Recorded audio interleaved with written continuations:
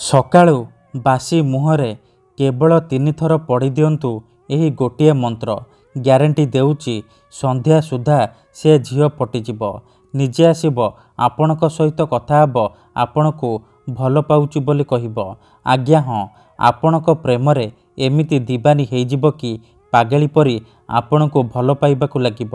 କେବଳ ଆପଣଙ୍କୁ ସକାଳୁ ଉଠିବା ମାତ୍ରେ ବାସି ମୁହଁରେ କେବଳ 3 ଥର ଏହି ମନ୍ତ୍ରକୁ ପଢ଼ିବାର ଅଛି। ତାପରେ ଦେଖିବେ ଚମତ୍କାର। ଗ୍ୟାରେଣ୍ଟି ଦେଉଛି ଯେଉଁ ଝିଅ ପଟୁନଥିଲା ସେ ଝିଅ ଆପେ ଆପେ ପଟିଯିବ, ଆପଣଙ୍କୁ ଭଲ ପାଉଛି ବୋଲି କହିବ।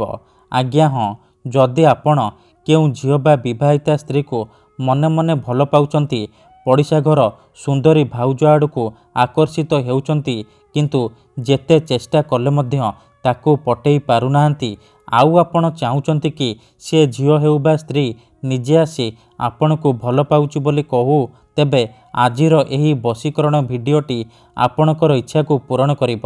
କାହିଁକି ନା ଆଜିର ଏହି ଭିଡ଼ିଓଟିରେ ମୁଁ ଆପଣଙ୍କୁ ଶିଖେଇବି ଏମିତି ଏକ ମହାଶକ୍ତିଶାଳୀ ବଶୀକରଣ ମନ୍ତ୍ର। ଏହି ବଶୀକରଣ ମନ୍ତ୍ରକୁ ସକାଳୁ ବାସି ମୁହଁରେ ପଢ଼ିବା ମାତ୍ରେ ଗ୍ୟାରେଣ୍ଟି ଦେଉଛି ସେ ଝିଅ ହେଉ ବା ପଡ଼ିଶା ଘର ଭାଉଜ ଆପଣଙ୍କ ଆଡ଼କୁ ଆକର୍ଷିତ ହେବାକୁ ଲାଗିବ। ପାଗଳି ପରି ଆପଣଙ୍କୁ ଭଲ ପାଇବାକୁ ଲାଗିବ। ଆପଣଙ୍କ ପ୍ରେମରେ ଏମିତି ଦିବାନୀ ହେଇଯିବ କି ଆପଣ ତାକୁ ଯାହା କହିବେ ସିଏ କରିବ। ନମସ୍କାର ଫ୍ରେଣ୍ଡସ୍, ଓଡ଼ିଆ ଫଣ୍ଡା ଚ୍ୟାନେଲକୁ ଆପଣମାନଙ୍କୁ ସ୍ୱାଗତ। ଆଜିର ଏହି ବଶୀକରଣ ଦୁନିଆର ସବୁଠାରୁ ସହଜ କିନ୍ତୁ ମହାଶକ୍ତିଶାଳୀ ବଶୀକରଣ। ଯିଏ ବି ଏହାକୁ କରିଛି 100ରୁ 100% ସଫଳ ହେଇଛି। ବର୍ଷ ବର୍ଷ ଧରି ଭାଙ୍ଗି ଯାଇଥିବା ପୁରୁଣା ପ୍ରେମକୁ ଫେରାଇ ଆଣିପାରିଛି। ଶାଶୁ, ନଣନ୍ଦ, ଦିଅର, ଭାଉଜ କାହାକୁ ବି ପଟେଇ ପାରିଛି। ପଡ଼ିଶା ଘର ସୁନ୍ଦରୀ ଭାଉଜଠାରୁ ନିଜର ମନ ମୁତାବକ କାମ ହାସଲ କରିପାରିଛି। ତେଣୁ ଆପଣ ବି ବିଶ୍ୱାସର ସହିତ କେବଳ ଗୋଟିଏ ଥର କରିକି ଦେଖନ୍ତୁ, ତାପରେ ଦେଖିବେ ଚମତ୍କାର କିପରି ସେହି ସମୟଠାରୁ ସେ ଝିଅ ବା ବିବାହିତା ନାରୀ ଆପଣଙ୍କ ପ୍ରେମରେ ଦିବାନୀ ହେଇଯିବ। ପାଗଳି ପରି ଆପଣଙ୍କୁ ଭଲ ପାଇବାକୁ ଲାଗିବ। ଆପଣଙ୍କୁ ଛାଡ଼ି ଗୋଟେ ମୁହୂର୍ତ୍ତ ବି ରହିପାରିବନି। ତେବେ ଏହି ବଶୀକରଣ ବିଧିକୁ ଆପଣ କିପରି କରିବେ, କେମିତି କରିବେ, ମୁଁ ଆପଣଙ୍କୁ ବତେଇବି। ସମ୍ପୂର୍ଣ୍ଣ ପ୍ରୟୋଗ ବିଧି ଠିକ୍ ଭାବରେ ବତେଇବି। ଜାଣିବା ପାଇଁ ମୋର ଆପଣମାନଙ୍କୁ ଅନୁରୋଧ କି ଆପଣ ଭିଡ଼ିଓଟିକୁ ମୂଳରୁ ଶେଷ ପର୍ଯ୍ୟନ୍ତ ପୁରା ଧ୍ୟାନ ସହିତ ଦେଖିବେ। ତେବେ ଯାଇକି ଆପଣ ସମ୍ପୂର୍ଣ୍ଣ ପ୍ରୟୋଗ ବିଧି ଜାଣିପାରିବେ। ଅଧାରୁ ଛାଡ଼ିକି ପଳେଇଲେ କିମ୍ବା କାଟି କାଟି ଦେଖିଲେ ଆପଣ କିଛି ବି ବୁଝିପାରିବେନି। ପରେ ଆପଣ କହିବେ ଗୁରୁଜୀ ଆପଣଙ୍କର ବଶୀକରଣ କାମ କରୁନି। ଦେଖନ୍ତୁ, ବଶୀକରଣ ଭିଡ଼ିଓ ଦେଖିବା ପୂର୍ବରୁ ମୋର ଗୋଟିଏ ଛୋଟିଆ ଅନୁରୋଧ ଶୁଣି ନିଅନ୍ତୁ। ଯେଉଁପରି ଆପଣ ଭଗବାନଙ୍କୁ ମାନୁଛନ୍ତି, ଭଗବାନଙ୍କ ଉପରେ ବିଶ୍ୱାସ ରଖିଛନ୍ତି, ନିଜର ସବୁ ଦୁଃଖ କଷ୍ଟ ଅସୁବିଧା ଭଗବାନଙ୍କୁ ଜଣାଉଛନ୍ତି, ଯଦି ସେ ଅସୁବିଧାର ସମାଧାନ ନ ହେଲା ତାହାର ମାନେ ନୁହେଁ କି ଭଗବାନ ନାହାନ୍ତି। ସେହିପରି ତନ୍ତ୍ର ମନ୍ତ୍ର ହୁଏ, ବଶୀକରଣ କାମ କରେ, କିନ୍ତୁ ଏହାକୁ ଆପଣଙ୍କୁ ସିଦ୍ଧ କରିବାକୁ ପଡ଼ିବ। ପ୍ରୟୋଗ ବିଧିକୁ ଠିକ୍ ଭାବରେ କରିବାକୁ ପଡ଼ିବ। ମୁଁ ଆପଣଙ୍କୁ ଯେମିତି ବତେଇବି ଆପଣଙ୍କୁ ଠିକ୍ ସେହିପରି କରିବାକୁ ପଡ଼ିବ। ତେବେ ଯାଇ ମୁଁ ଆପଣଙ୍କୁ ଗ୍ୟାରେଣ୍ଟି ଦେଉଛି ଆପଣ ଯେଉଁ ଝିଅ ବା ନାରୀକୁ ପଟେଇବାକୁ ଚାହୁଁଛନ୍ତି ତାକୁ 100ରୁ 100% ପଟେଇ ପାରିବେ। ତାଠାରୁ ନିଜର ମନ ମୁତାବକ କାମ ହାସଲ କରିପାରିବେ। ସିଏ ଆପଣଙ୍କର ସବୁ ଇଚ୍ଛା ପୂରଣ କରିବ। ତେବେ ବଶୀକରଣ କରିବା ପୂର୍ବରୁ ବଶୀକରଣ ବିଷୟରେ କିଛି ଜାଣି ରଖନ୍ତୁ। ବଶୀକରଣ କ'ଣ ପାଇଁ କରାଯାଏ? ଯେତେବେଳେ ଆପଣ କାହାକୁ ନିଜଠାରୁ ଅଧିକ ଭଲ ପାଉଛନ୍ତି, ତା ବିନା ବଞ୍ଚିପାରିବେନି ଭାବୁଛନ୍ତି, ତା ପଛରେ ଗୋଡ଼େଇ ଗୋଡ଼େଇ ଥକିଗଲେଣି, ହେଲେ ସେ ଝିଅ ବା ସ୍ତ୍ରୀ ଆପଣଙ୍କୁ ଭାव ଦେଉନି, ଆପଣଙ୍କୁ ଅଣଦେଖା କରୁଛି, ସେତେବେଳେ ଆପଣ ବଶୀକରଣ କରିପାରିବେ।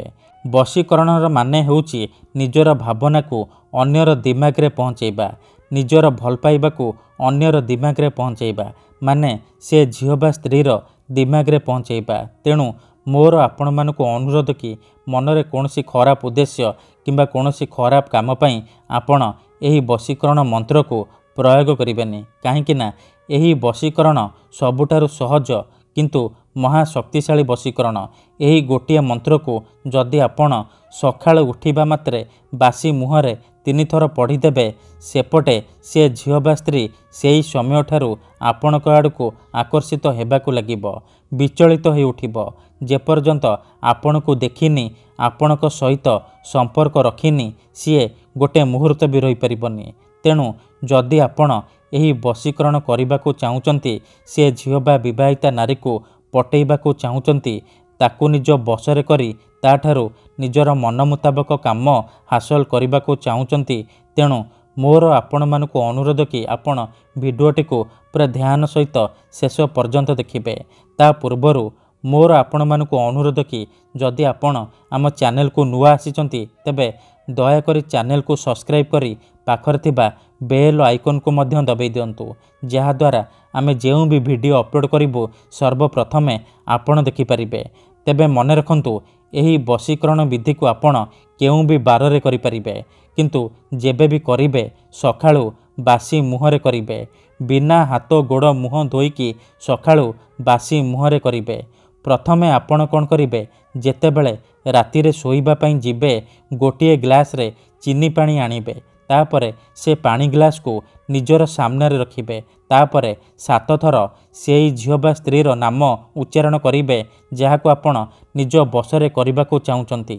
ପ୍ରଥମେ ଆପଣ ତାକୁ ମନେ ମନେ ଭାବିବେ, ତାର ମୁହଁକୁ ନିଜ ମନରେ ଭାବିବେ। ତାପରେ 7 ଥର ସେଇ ଝିଅ ବା ସ୍ତ୍ରୀର ନାମ ଉଚ୍ଚାରଣ କରିକି ପାଣି ଗ୍ଲାସରେ 3 ଥର ଫୁଙ୍କିଦେବେ। ତାପରେ ସେ ପାଣି ଗ୍ଲାସକୁ ନିଜର ଖଟ ତଳେ ରଖିକି ଶୋଇପଡ଼ିବେ। ଯଦି ଆପଣ ଖଟରେ ଶୋଉନାହାନ୍ତି, ତଳେ ଶୋଉଛନ୍ତି, ତେବେ ଆପଣ ସେ ପାଣି ଗ୍ଲାସକୁ ନିଜର ମୁଣ୍ଡ ପାଖରେ ରଖିକି ଆପଣ ଶୋଇପଡ଼ିବେ। ସକାଳୁ ଉଠିବା ମାତ୍ରେ ଆପଣ ବାସି ମୁହଁରେ, ବିନା ହାତ ଗୋଡ଼ ମୁହଁ ଧୋଇକି ଆପଣ ବାସି ମୁହଁରେ ସେ ଝିଅ ବା ନାରୀକୁ ମନେ ମନେ ଭାବିବେ। ତାର ମୁହଁକୁ ମନେ ମନେ ଭାବିବେ। ଆଖି ବନ୍ଦ କରିକି ଆପଣ ଭାବିବେ। ତାପରେ ଆପଣ ଏହି ମନ୍ତ୍ରକୁ 3 ଥର ପଢ଼ିବେ, ଆଉ 3 ଢୋକ ପାଣି ଆପଣ ପିଇଦେବେ। ଦେଖନ୍ତୁ, ମନେକର ଆପଣ ଯେଉଁ ଝିଅ ବା ନାରୀକୁ ବଶୀକରଣ କରିବାକୁ ଚାହୁଁଛନ୍ତି, ତାହାର ନାମ ହେଉଛି ସବିତା, ତେବେ ଆପଣ ଏହିପରି ମନ୍ତ୍ରକୁ ପଢ଼ିବେ। ସବିତା ତୀବ୍ର ବଶୀଭୂତଂ, ସବିତା ତୀବ୍ର ବଶୀଭୂତଂ।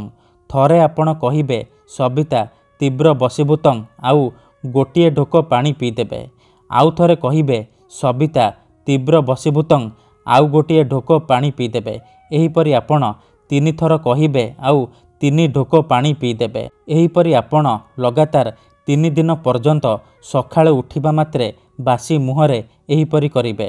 କିନ୍ତୁ ମନେ ରଖନ୍ତୁ, ଏହି ବିଧିକୁ ଆପଣ ଅଧାରୁ ଛାଡ଼ିବେନି। ଲଗାତାର 3 ଦିନ ପର୍ଯ୍ୟନ୍ତ ସକାଳୁ ଉଠିବା ମାତ୍ରେ ବାସି ମୁହଁରେ ଏହିପରି କରିବେ। ତାପରେ ଦେଖିବେ କିପରି ଯେଉଁ ଝିଅ ପଟୁନଥିଲା, ସିଏ ନିଜେ ଆସିବ ଆପଣଙ୍କୁ ଭଲ ପାଉଛି ବୋଲି କହିବ। ଯେଉଁ ଭାଉଜକୁ ଆପଣ ମନେ ମନେ ଭଲ ପାଉଥିଲେ, ସିଏ ରାତିଦିନ ଘରକୁ ଡାକିବ, ଯାହା ଚାହିଁବେ ତାହା କରିବ।